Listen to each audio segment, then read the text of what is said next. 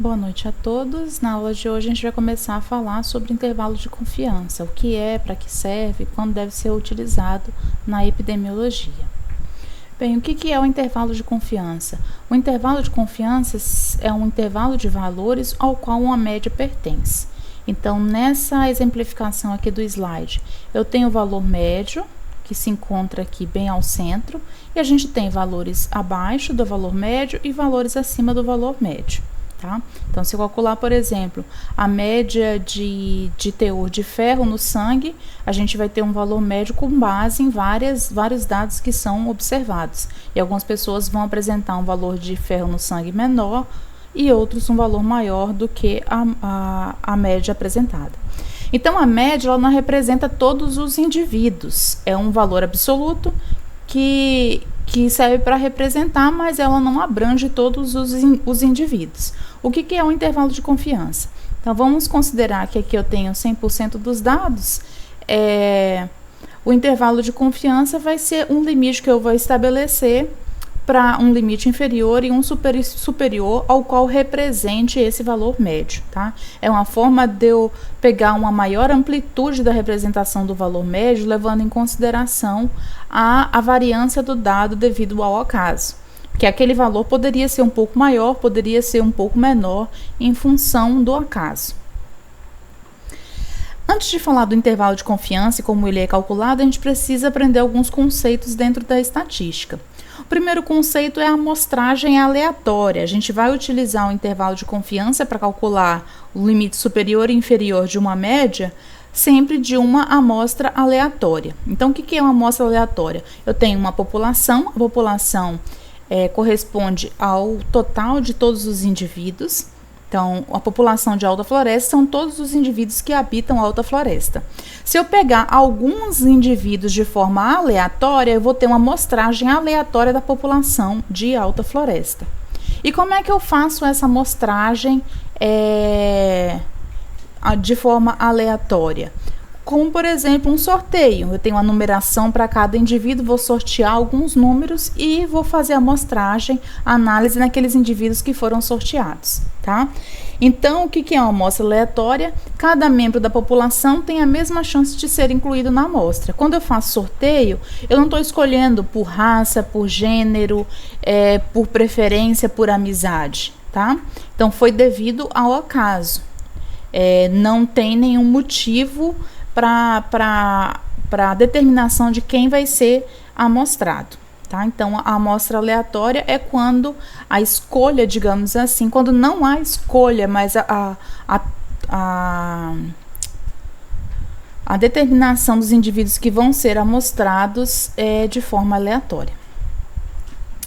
A variação do acaso, o que é a variação do acaso? A variação do acaso corresponde à variação da minha média, do meu dado, que não tem uma causa conhecida. Se eu estou avaliando, por exemplo, o grau de incidência de pessoas com câncer em função do hábito de fumar, eu já sei que o hábito de fumar está associado à doença câncer no pulmão. Mas eu posso ter outras variáveis, vão ter alguns indivíduos que mesmo sem ter fumado vão apresentar câncer no pulmão, ou indivíduos o contrário, que mesmo tendo fumado uma vida inteira, 20, 30 anos fumando, não apresentaram câncer. Então há causas ali que são desconhecidas. As causas que a gente considera desconhecida, a gente denomina como variação do acaso, tá? Alguns livros retratam, ao invés de falar variação do acaso, o erro, porque pode estar ali uma variação que simplesmente o pesquisador, o profissional da saúde, ele não tem conhecimento do que está acontecendo, tá? Então, quando a variação é de causa desconhecida, a gente atribui a variação ao acaso, ou a gente denomina como erro. E o que é grau de liberdade? Grau de liberdade é o grau de liberdade de escolha. Vamos supor que eu escolhi fazer uma determinação com 10 pessoas. Não vou mostrar a sala inteira, vou pegar apenas 10 alunos para verificar a nota, para saber se eles estão indo bem ou mal numa determinada disciplina, tá? Então, quando eu escolhi dentre os 10, eu peguei o primeiro, eu tinha a escolha de pegar um dentre os 10. O segundo, eu tinha 9 opções. O terceiro, 8 opções, e assim por diante. E o último, eu já não tenho mais a opção nenhuma, ele vai ser escolhido, só tem ele, então não tem nenhum grau de liberdade para a escolha. Então, o que é o grau? O grau de liberdade, matematicamente, ele vai ser determinado pelo número de amostragem menos 1. Então, se eu estou fazendo uma amostragem de 10 pessoas, o meu grau de liberdade é 9. Um outro conceito importante que a gente tem que aprender é a distribuição normal dos dados. O que é uma distribuição normal? É um gráfico que estabelece a frequência em função da probabilidade de ocorrência de um determinado dado, de um determinado valor numérico. Aqui nesse gráfico a gente pode entender um pouquinho melhor o que é a distribuição normal dos dados, tá? Então, os dados aqui, eles variam, como eu falei para vocês, com valores inferiores e valores superiores. Por que essa curva ela sobe e depois desce? Porque geralmente, vamos supor que eu estou determinando o valor médio, como eu falei para vocês, de teor de ferro. Geralmente, a maioria das pessoas vão apresentar valores semelhantes à média, e algumas poucas pessoas vão apresentar valores superiores e outras valores inferiores, tá? Então, em termos de frequência, o valor mais baixo tem baixa frequência, à medida que vai aumentando esse valor e se aproximando da média, vão surgindo a uma maior frequência de pessoas até chegar aqui na média, tá? Depois, valores superiores à média, a frequência, o número de pessoas que apresentam aquele valor também vai diminuindo. Então, aqui no X, a gente tem a probabilidade. Então, a probabilidade da pessoa ter um valor semelhante ou próximo aqui do valor médio é maior quando os dados têm uma distribuição normal, tá? Então, o que vai ser um dado com distribuição normal? Quando o dado apresenta uma média, e a frequência é maior em torno da média, eu tenho números inferiores e números superiores, tá? Como está aqui. É uma frequência de dados em função de uma dada probabilidade. Então, o X vai ser a probabilidade. Do menor valor registrado até o maior valor registrado, levando em consideração uma população, aí aqui eu estou me referindo à população, eu tenho 100% de probabilidade. Se eu medir a altura de todos os alunos da sala, colocar aqui, plotar no gráfico, vamos supor que a pessoa mais baixa mede 1,60 e a mais alta 2 metros, a probabilidade de eu pegar alguém de novo, medir a altura entre 1,60 e 2 metros é de 100%, tá? Se eu sair cortando essa curva em intervalos menores, eu vou ter uma diminuição da probabilidade dessa pessoa apresentar o valor de altura dentro do intervalo que eu estabeleci. E isso justamente é o intervalo de confiança, tá?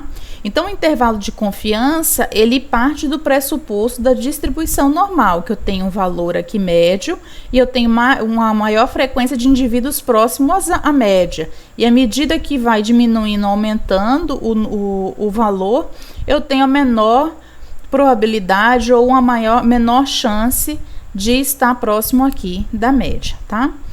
No intervalo de confiança, a gente determina a probabilidade de certeza. Como eu falei para vocês do início até o final, é 100% de certeza, tá? Se eu quiser construir um intervalo de confiança com uma probabilidade menor do que 100%, que geralmente a gente trabalha com probabilidades menores, como 95%, a gente acaba desprezando 2,5% que apresentam valores inferiores e 2,5% que apresentam valores superiores. Se fosse 90% de confiança, seria 5% dos valores inferiores e os 5% dos valores superiores. Sempre pegando os valores extremos, os mais baixos e os mais altos, tá? Dentro da distribuição normal. Então, como eu falei para vocês, a média é um valor calculado, ela não representa tanto uma população. E eu posso utilizar um intervalo de confiança, estabelecer que, por exemplo, o valor normal de altura seja para uma idade, seja de um limite inferior de tanto e superior de tanto. Com isso, eu posso ter mais certeza, digamos assim, ser mais exato ao dizer que um determinado indivíduo tem uma altura normal. Então, como é que é calculado o limite, o intervalo de confiança? Então, eu tenho uma média X e eu quero saber qual valor abaixo e acima é representativo dentro de um grupo de probabilidade. Então, o limite inferior ele vai ser calculado obtendo o valor médio menos o valor de T, que é um valor tabelado na tabela de Student, vezes o desvio padrão da amostra dividido pela raiz de N. N aqui é o número de amostragem, de indivíduos amostrados. E o limite superior, eu vou pegar a média e somar esse valor, que é o T de Student vezes desvio padrão dividido pela raiz do número de amostras. Esse T ele é obtido na tabela T de Student. E a gente vai utilizar esse valor de T aqui tabelado em função do grau de liberdade e da probabilidade, do grau de confiança, do grau de certeza, tá? Então, vamos supor, se eu mostrei 5 pessoas, o grau de liberdade é o quê? N menos 1. Então, meu grau de liberdade é 4, tá? Aí, aqui tem a distribuição de probabilidade. Pegando como exemplo a probabilidade de 95%, a gente tem 2,5 no intervalo baixo, 95% de probabilidade. Eu sei que tem aqui números que eu vou descartar, 2,5 menor e 2,5 maior. Na tabela T de Student, ao invés de apresentar 2,5, é utilizado, ao invés de porcentagem, o número dividido por 100, tá? Então, como eu falei para vocês, quando eu estou com a amostragem de 5 pessoas, o meu grau de liberdade é 4. Eu quero calcular o intervalo de confiança de 95%. Então, eu estou descartando 2,5 para mais e para menos. Então, eu vou utilizar esse valor aqui de 2,776. Esse vai ser o meu valor T.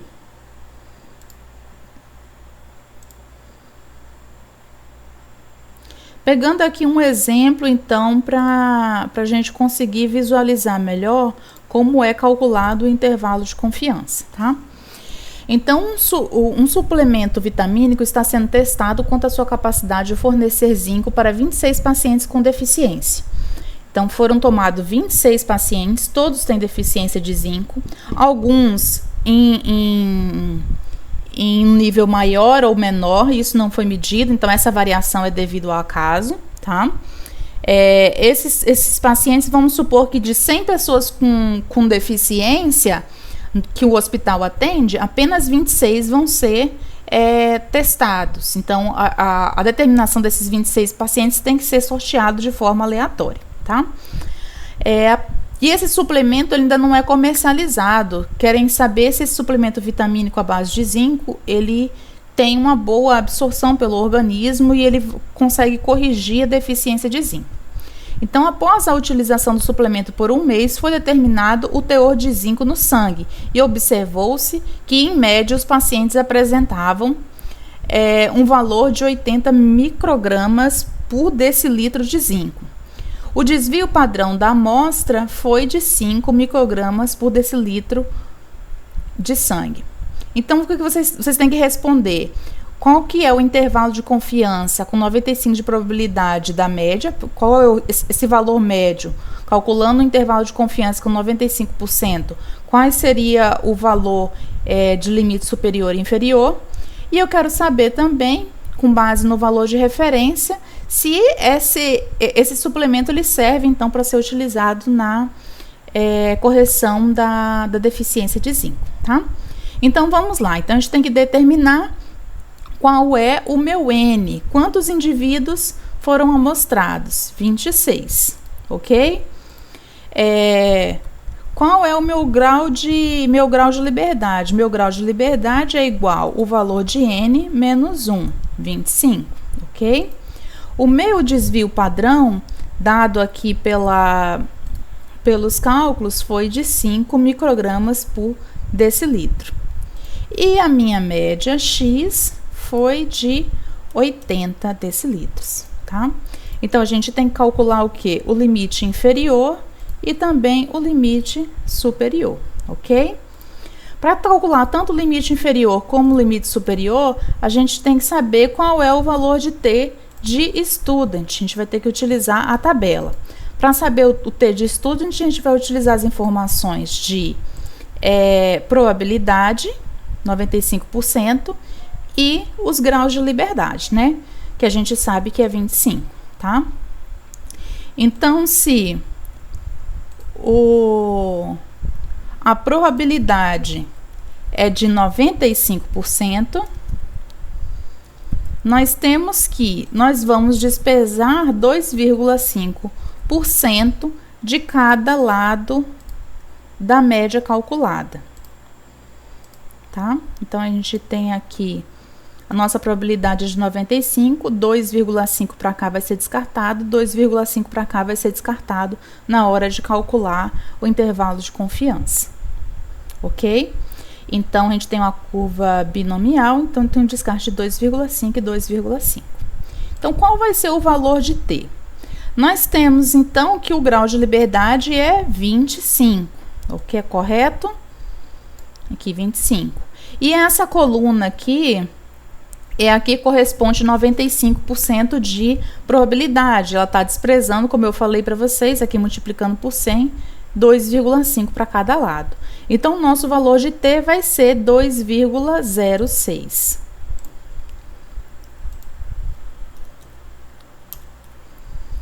Ok? Qual que é a fórmula do limite inferior? O limite inferior vai ser igual ao valor da média, 80, menos o valor de T de student, 2,06, dividido pela raiz do valor de N, 26, tá? Agora, a gente vai entrar aqui com o valor de 26. Eu vou ter que o limite inferior é 79,596, enquanto que o limite superior, ele vai ser igual à média, 80. Aqui eu vou somar essa variação. Qual que é o valor de T? 2,06 vezes variação do acaso, 5, dividido pela raiz de N, 26. Então, o limite superior vai ser dado pela média 80, soma o valor de T, 2,06, vezes o desvio padrão S, dividido pela raiz no N, 26. A gente tem aqui o valor de 82. Então, respondendo então a primeira questão, pedindo para calcular o intervalo de confiança com 95% de probabilidade, nós temos que o limite inferior é 79,596 microgramas por decilitro e o limite superior é igual a 80,02 microgramas por decilitro, tá?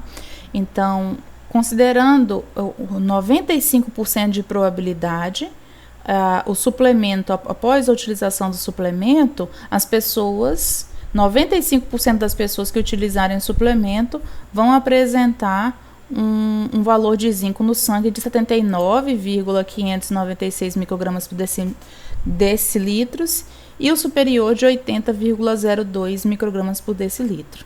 Aí vem aqui a segunda pergunta. Considerando que o valor de referência de zinco em amostra de sangue é superior a 75 microgramas por decilitro, o suplemento foi capaz de nutrir os pacientes com deficiência. Então, com base nesse artigo aqui, o valor de referência de zinco é de 75. Uma pessoa bem nutrida, ela apresenta 75 microgramas por decilitro de zinco, tá? Quando ela apresenta valores inferiores, ela apresenta deficiência de zinco. Então, de todos os pacientes testados, com 95% de confiança dos meus dados, o suplemento conferiu valores que estão entre 79,596 até 80,02. Então, observem que o limite inferior já é superior ao valor de referência, tá? Então, o suplemento, ele é capaz...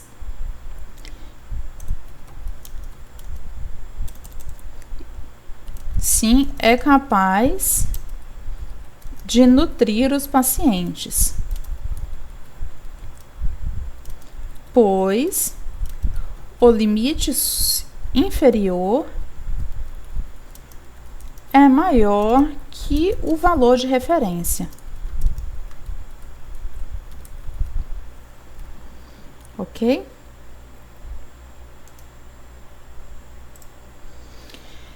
Se o valor aqui do limite inferior fosse menor do que o valor de referência, o que isso quer dizer? Que nem sempre esse suplemento vai chegar ao valor indicado. Então, o adequado é que aconteça isso justamente o que aconteceu, tá? Que tanto o valor médio quanto o limite abaixo e o limite superior dessa média seja superior ao valor de referência. Aqui, gente, é apenas um exemplo. Do item B, eu estou colocando para vocês a aplicação do uso do intervalo de confiança, tá? E no A, a gente está calculando aqui, no item A, a gente está calculando o intervalo de confiança de fato, ok? Porque o que é o intervalo de confiança? A gente, quando calcula uma média de uma população, esse valor, ele não representa 100% da população, porque tem gente com valores menores e valores superiores ao utilizado na média, tá? Para poder abrigar uma quantidade maior de pessoas, a gente utiliza o intervalo de confiança, escolhendo uma determinada probabilidade. Tá? Então, aqui é um pequeno exemplo do cálculo de intervalo de confiança e depois eu vou passar mais alguns exercícios para vocês treinarem em casa o cálculo do intervalo de confiança.